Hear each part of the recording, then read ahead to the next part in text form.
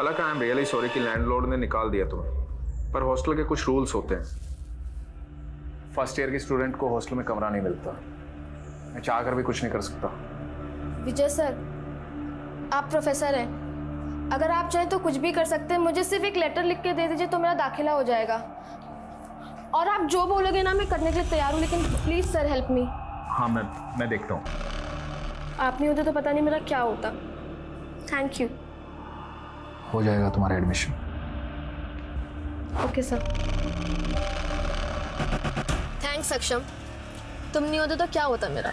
बस क्या पता, तुम्हारे लिए तो मैं कुछ भी खरीद सकता हूँ। किताबें क्या चीज़ है।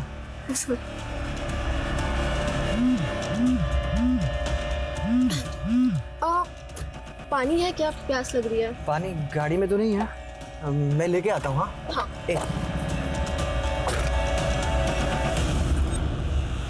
हेलो विजय सर। कैसी हो? वो गिफ्ट कैसा लगा मेरा? बहुत अच्छा, आपका ही दिया हुआ टॉप पहन के आई हूँ। अच्छा sir, call you at night. या ओके, बाय।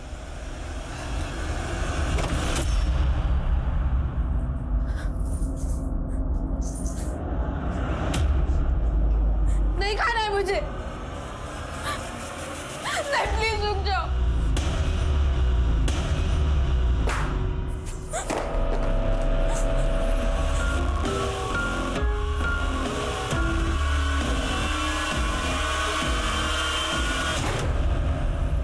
सर 2 दिन हो गए हैं, कब मिलेगी हमारी बेटी? उसके साथ हमारे 11 साल की नातिन भी है सर। सर जरा हमारे बारे में सोचिए, रात को नींद नहीं आती, डरावने डरावने ख्याल आते हैं सर। आप देखिए, मैं आपकी हालत समझ सकता हूँ, आप बेफिक्र रहिए, वो दोनों जल्दी मिल जाएंगे। ये बताइए, क्या ये मुमकिन है कि मीना खुद अपनी मर्जी से कहीं चली गई? अरे नहीं सर, वो हमें बिना बताए कहीं क्यों जाएगी सर? हम एक जॉइंट अकाउंट खोलने उसे बिजनौर लेके जा रहे थे। जाते वक्त उसने तो बिजनौर के अपने सहेलियों को फोन करके भी बताया कि उनसे मिलने आने वाली है। अगर उसके मन में कुछ और होता सर तो वो ऐसा क्यों करती? आप ही बताइए सर।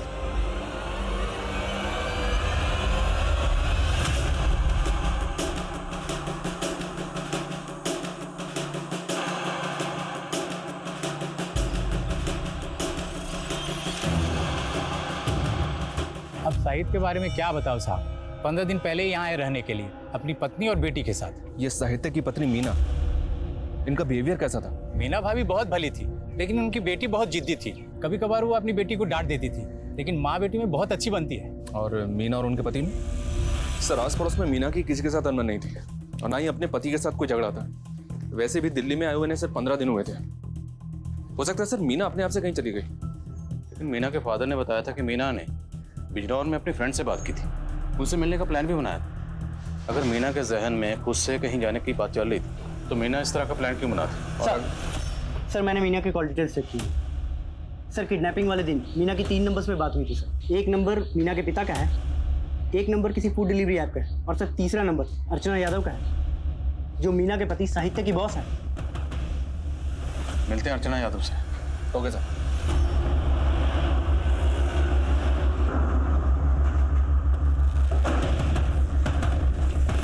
वैसे साहित्य काफ़ी सीधा इंसान है। काम के मामले में उससे ज़्यादा सीरियस और ऑनेस्ट इंसान मुझे आज तक कहीं नहीं दिखा। एक जगह SEETAPUR लिखा है सीतापुर। Yes sir. और ये देखिए एक जगह SITAPOOR लिखा है सीतापुर। सर पर नाम तो दोनों एक ही है ना? नाम एक है, पर बहस मत कीजिए, कल आइए ना। सर ये मेरा एप्लीकेशन। सॉरी सर, 4 बजे तक का वक्त था, यू आर लेट, कल आइए आप। सर ऐसा मत कीजिए, 4 बज के 1 ही मिनट तो हुआ है। मेरा बॉस मुझे नौकरी से निकाल देगा। देखिए सर, मैं कुछ नहीं कर सकता हूँ, रूल्स आर रूल्स। प्लीज़ कल आइए। तब तो साहित्य ने अपने इस रवैये की वजह से, जिस तरह से आप बता रही हैं कि एकदम रूल रेगुलेशन फॉलो करता, काफ़ी लोगों को नाराज़ किया होगा, काफ़ी लोग उसे नापसंद करते होंगे। जी सर, इनफैक्ट उस पर एक इंक्वायरी भी चल रही है। जब वो लखनऊ में पोस्टेड था तब से। कैसी इंक्वायरी? किसी ने कंप्लेंट कर दी ईडी को कि इसने रिश्वत ली है। अच्छा, जिस दिन साहित्य की बीवी मीना गायब हुई, मीना ने आपको कॉल किया था, क्या बात हुई थी? वो एक्चुअली अपने सारी फ्रेंड से मिलना चाह रही थी। उसने मुझे भी कन्विंस करने की कोशिश की कि मैं बिजनौर आ जाऊँ। बस यही बात हुई थी। मैम आपको क्या लगता है, साहित्य की वजह से इतने लोगों का काम अटका, टेंडर कैंसिल हुए, क्या उनमें से कोई साहित्य के परिवार के साथ ऐसा कुछ कर सकता है? सो पॉसिबल है। जब वो लखनऊ में पोस्टेड था, हो सकता है उसने दुश्मनी मोल ली हो किसी से और उसी ने ये किया हो। शर्मा सर, लखनऊ जाओ। लखनऊ में साहित्य जहाँ पोस्टर था वहाँ रहते हुए उसने जितने भी टेंडर रिजेक्ट किए थे सबकी लिस्ट बनाओ। Right sir. और सर, ये साहित्य लखनऊ में जहाँ रहता था वहाँ भी इंक्वायरी करता हूँ। अगर वहाँ पे इसकी किसी के साथ दुश्मनी होगी तो इसके आस पड़ोस में कोई तो जानता होगा इसके बारे में। करेक्ट, पता करो सर।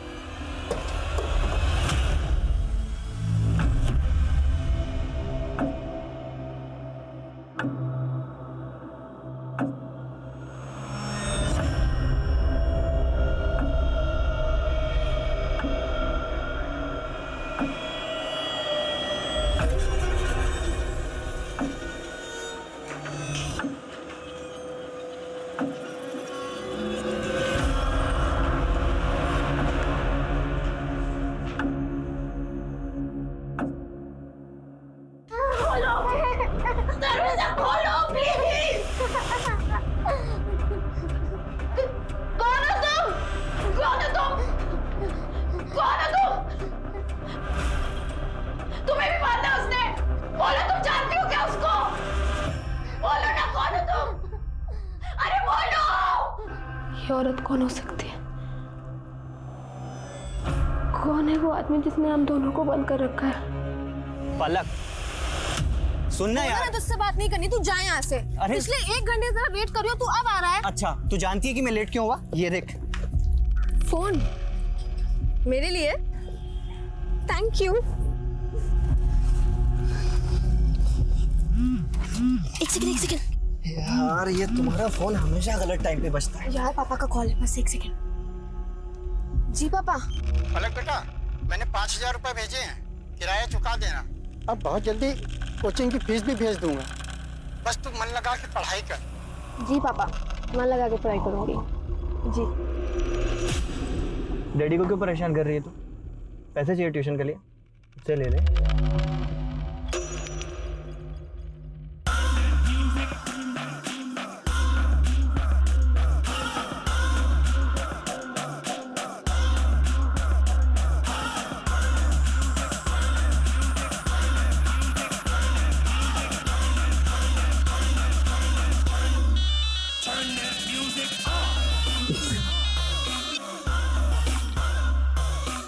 Hey, hi.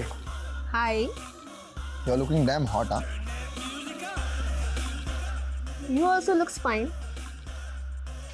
बाइसेप्स अच्छे बनाए। Thank you. You can touch if you want.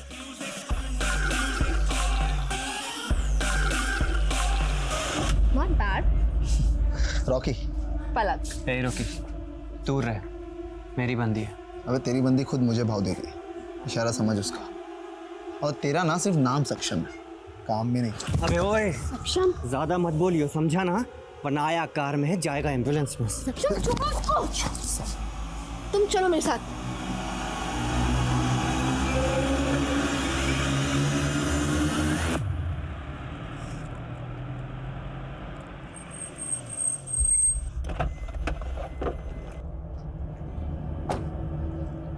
वो रॉकी तो कमीना है, लेकिन तुम्हें उससे चिपकने की क्या जरूरत थी?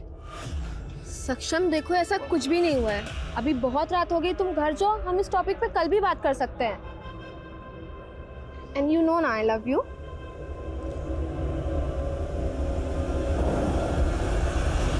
अब तुझे दिखा दो यहाँ से एम्बुलेंस में कौन जाएगा साले। आजा साले। सक्षम, रॉकी क्या कर रहे हो? स्टॉप इट तुम लोग।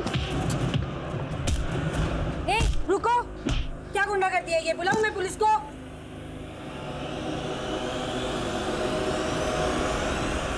मैम प्लीज, मैम आप मेरी एक बार बात तो सुनिए। मुझे कुछ नहीं सुनना पलक, तुम्हारे पेरेंट्स को इन्फॉर्म कर दिया है, तुम यहाँ नहीं रह सकती, जाओ। मैम प्लीज मेरी एक बार बात सुन लीजिए। मैम प्लीज मेरी।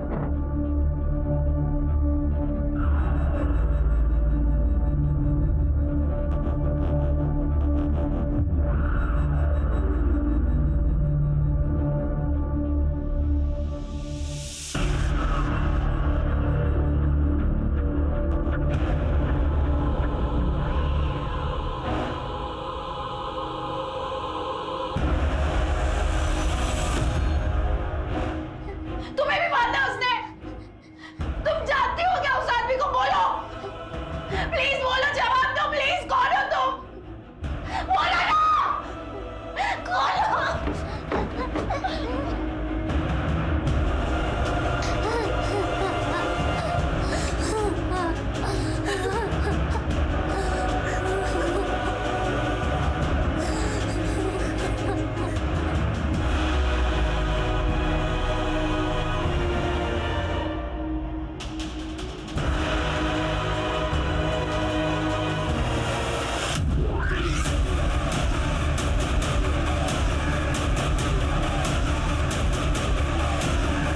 कांता नाम की एक औरत थी जो इस सब का रिकॉर्ड रखती थी। कांता और मीना, इन दोनों की आपस में बहुत अच्छी बनती थी। एक दिन कांता गायब हो गई और फिर नंदिनी के पति योगेश ने बहुत बवाल खड़ा किया था। झूठ मत बोल मीना, तू भी मिली हुई है ना उस कांता से? तेरे भरोसे पर अपनी सारी बचत के पैसे जमा किए थे हमने। योगेश भाई, कांता ने धोखा दिया, उसमें मेरी क्या गलती? मेरे पहले से वो यहाँ रहती थी ना, आप सब तो जानते थे उसे। लेकिन तुम लोग गुपचुप तरीके से मिलते थे। कांता के गायब होने से पहले भी तुम उससे मिली थी एक बार। अरे लेकिन उसका मतलब ये तो नहीं कि मतलब कुछ नहीं, हमें हमारे पैसे चाहिए बस। मेरे पास कोई पैसे नहीं है योगेश। पैसे वापस कर वरना मैं तेरी जान से मार दूंगा। पैसे वापस कर मेरे, मुझे नहीं पता। पैसे वापस कर, पैसे वापस कर मेरे, पैसे वापस कर, पैसे वापस कर, पैसे वापस कर, मुझे मेरे पैसे वापस कर, मुझे नहीं पता। मेरे पैसे वापस दे, मेरे पैसे वापस दे, मेरे पैसे वापस दे, पैसे वापस कर मेरे। ये योगेश रहता कहाँ है? वो सब तो कुछ महीनों पहले दिल्ली शिफ्ट हो गए। ये योगेश दिल्ली में कहाँ रहता है पता है आपको? नहीं, ये तो नहीं पता।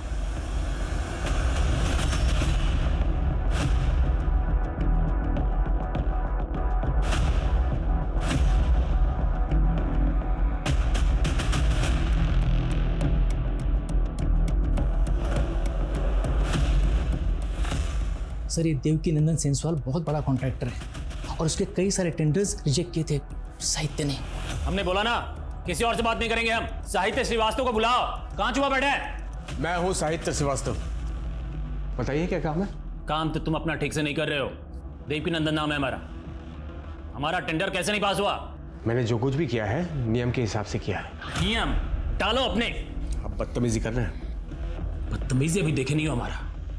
अरे जो बार बार नियम नियम कर रहे हो ना, ये नियम तुम्हें बहुत जल्द यम के पास ले जाएगा। मैं आपकी धमकी से डरने वाला नहीं हूं। अब देखना, तू डरेगा भी और रोएगा भी। और यही हुआ सर, क्योंकि उसके बाद साहित्य पे ईडी में फाइल कंप्लेन की गई और उसे सस्पेंड भी कर दिया गया। और ये सब देवकी नंदन की धमकी के बाद हुआ? जी सर, लेकिन इतना ही नहीं हुआ सर, उस पर हमला भी हुआ था। साला ज्यादा हीरो बनने का शौक है तेरे को?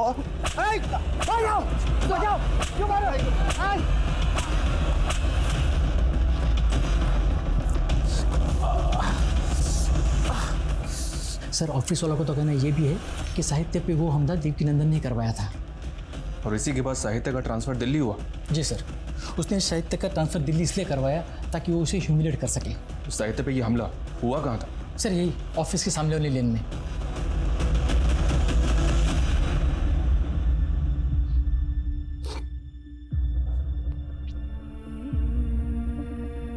मीना, तुम जहाँ भी हो प्लीज लौट आओ। अगर मुझसे कुछ गलती हो गई हो तो आई एम सॉरी।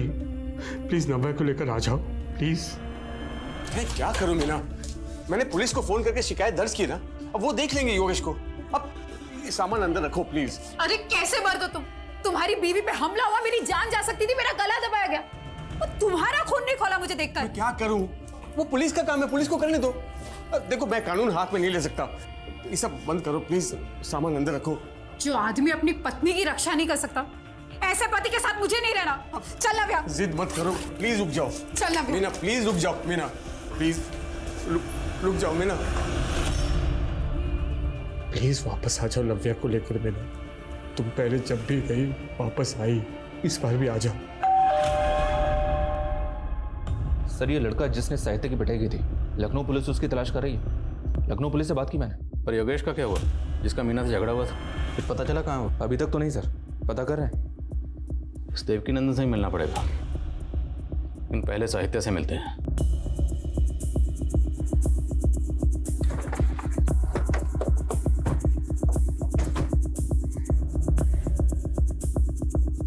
अशोक, क्या कर रहे हो?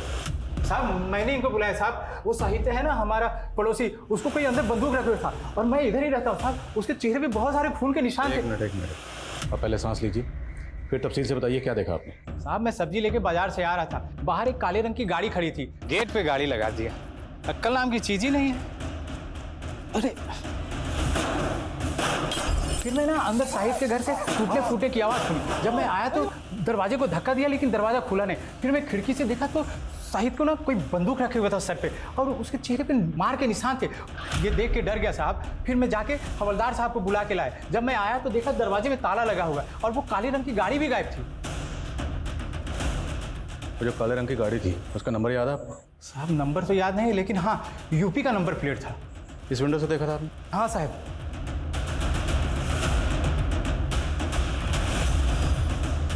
ताला तोड़ो। सर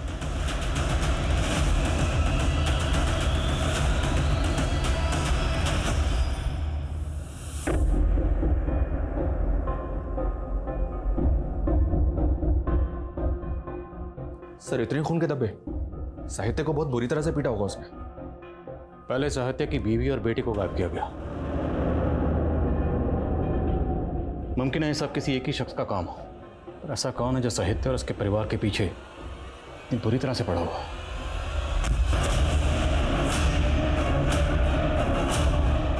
साहित्य के गायब हो जाने से ये गुत्थी और ज्यादा उलझ गई थी। देवकी नंदन और योगेश दोनों। मुझे कुछ पैसे चाहिए थे, शॉपिंग करनी है, देना जरा।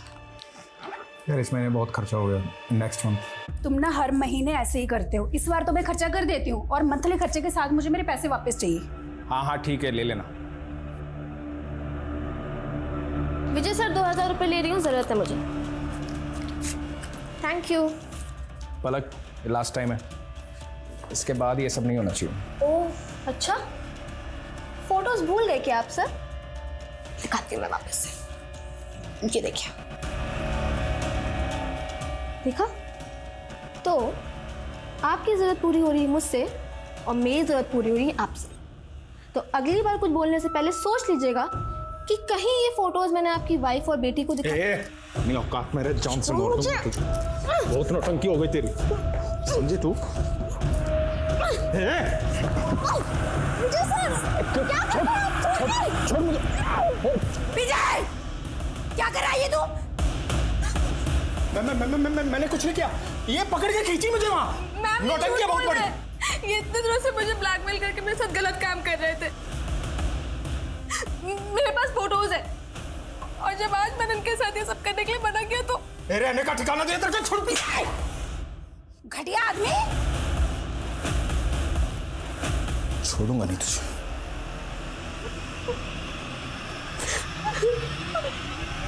देवकी नंदन, योगेश और ये लड़का, इन तीनों में से किसी ना किसी का इस केस से ताल्लुक जरूर है। सर कहाँ? सर मैंने साहित्य के घर और किडनैपिंग एरिया दोनों जगह के डम डेटा। योगेश उठाओ दोनों को। सर साहब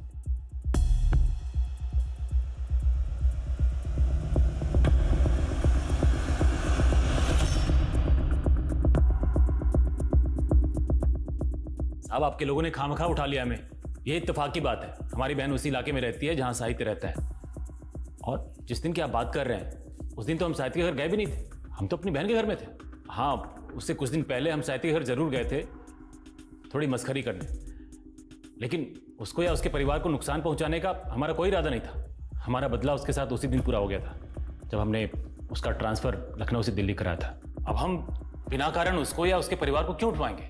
जब बिना कारण तुम उसे धमकाने के लिए गुंडे भेज सकते हो तो किडनैप भी करवा सकते हो। सक्षम को भेजा था ना उसे धमकाने के लिए। कौन सक्षम? कौन है ये लड़का? कसम से हम पहली बार देख रहे हैं इसको। जब तक सच नहीं बोलोगे हमें तुम बार बार देखोगे। दिखाओ जरा से। साहब ऐसा मत कीजिए। साहब मुझे तो पता भी नहीं था कि साहित्य और मीना दिल्ली में है, और गुस्सा तो मीना को लेकर था साहब। मैं उसकी बेटी को क्यों उठाऊंगा साहब? इसको ही भेजा था ना तूने साहित्य को पीटने के लिए? नहीं साहब, मैं इसे नहीं जानता साहब। तोड़ो इसे। साहब मेरी बात तो सुनो। साहब सर ये योगेश और देवकी नंदन दोनों एक ही बात पर अड़े हुए हैं, कुछ नहीं बोल रहे। सर एक कॉमन लिंक मिला है सर। साहित्य के मोहल्ले की एंट्रेंस पे एक सीसीटीवी है सर। जिस दिन साहित्य गायब हुआ था उस दिन वहाँ पे एक ब्लैक कलर की कार को स्पॉट किया गया था। ये देखिए सर। और सर सेम कार को उस बस स्टॉप पे भी स्पॉट किया गया था जहाँ से मीना गायब हुई थी। सर मैंने नेबर से क्रॉस वेरीफाई किया, ये वही कार है जो साहित्य के घर के बाहर खड़ी थी। सर ये उस कार के ओनर की डिटेल्स हैं। यूपी का नंबर और विजय तिवारी के नाम पर रजिस्टर्ड है। विजय तिवारी? एक मिनट सर, साहित्य के एरिया में जो 3 नंबर एक्टिव थे उसमें 1 नंबर विजय तिवारी का था। लखनऊ पुलिस की मदद लो, ये विजय तिवारी इस खेल का मास्टरमाइंड हो सकता है। सर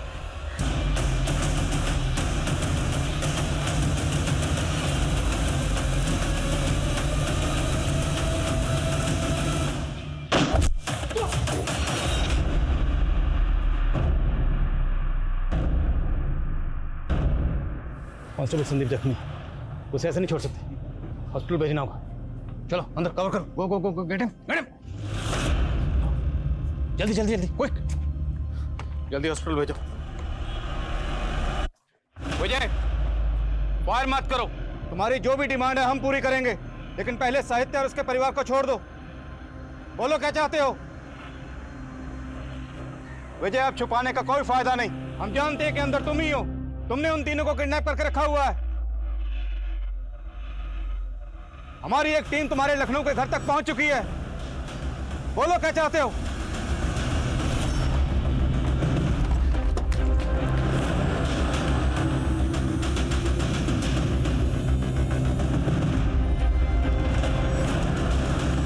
अच्छा किया आप लोग आ गए, मैं आप ही को फोन करने वाला था।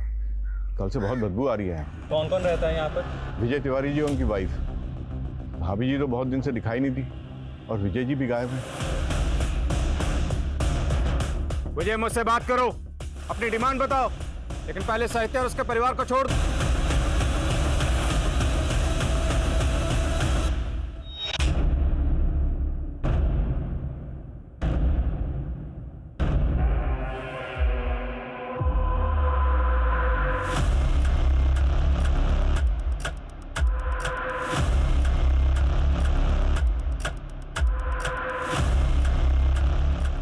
ये देखिए, अगर चारों की जिंदगी बचाना चाहते हो तो चुपचाप यहाँ से चले जाओ। चारों? सर कहीं वो चौथा आदमी मीना के फादर कृष्णकांत तो नहीं? सर रिपोर्ट लिखवाने के बाद वो एक बार ही पुलिस स्टेशन आए, उसके बाद ना वो आया ना उनका कोई phone. Try to call him. Sir मैं एक टीम पीछे ले जाकर घर के अंदर घुसने की कोशिश करता हूँ। नो नो नो, हम रिस्क नहीं ले सकते। अभी हमें कुछ पता नहीं कि विजय के साथ उसके अलावा और कितने लोग हैं। Can't take this risk. अभी यहीं रहो, बट एक टीम तैयार रखो अपने साथ। Okay sir. मैं बस यही कहना था कि आई एम सॉरी, मुझे माफ कर दो, मैं लकीली कुछ नहीं कर पा रहा हूँ। पुलिस आ गई है साहित्य, अब हमें डरने की कोई जरूरत नहीं है। नहीं, तुम नहीं जानती हो, आदमी बहुत खतरनाक है। वो खुद को बच्चे से शादी कर ली और उसे उसके दादी के पास छोड़कर चली गई। सर माँ मुझे छोड़ के मत जाओ माँ, मैं कुछ नहीं मांगूंगा। मैं तुम्हें कितनी बार समझाया, मैं तुम्हें अपने साथ लेके नहीं जा सकती। माँ मुझे छोड़ के मत जाओ माँ।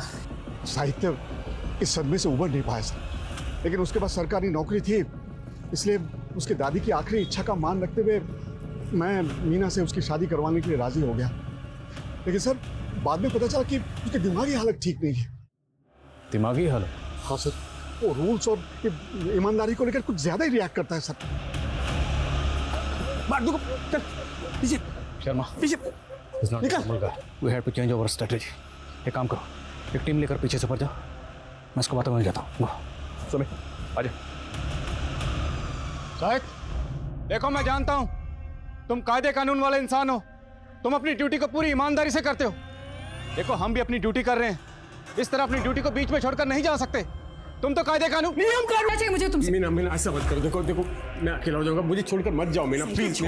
मीना देखो मेरी बात सुनो मीना। साहित्य इस वक्त जुडिशियल कस्टडी में है और पुलिस जल्दी ही उसके खिलाफ चार्जशीट फाइल करेगी। साहित्य को पता लग गया था कि मीना उसे छोड़कर जाने वाली थी और पलक ने भी उसके साथ रहने के लिए इनकार कर दिया था।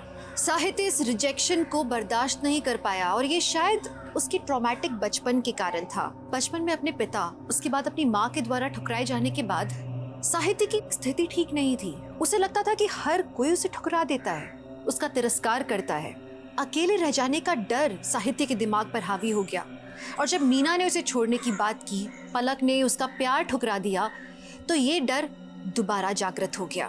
साहित्य मीना और पलक को अपना बनाकर रखना चाहता था और अपनी इस नामुमकिन सी ख्वाहिश को पूरा करने के लिए जो उसने रास्ता अपनाया वो न सिर्फ अनैतिक था बल्कि अमानवीय भी था। उसने उन्हीं लोगों की जान खतरे में डाली जिनसे वो प्यार करता था। तो अब मैं दिव्यांका त्रिपाठी दहिया लेती हूँ आपसे विदा। फिर मिलूंगी एक और हैरत अंगेज करने वाली कहानी के साथ। आप देखते रहिए क्राइम पेट्रोल सतर्क। जय हिंद।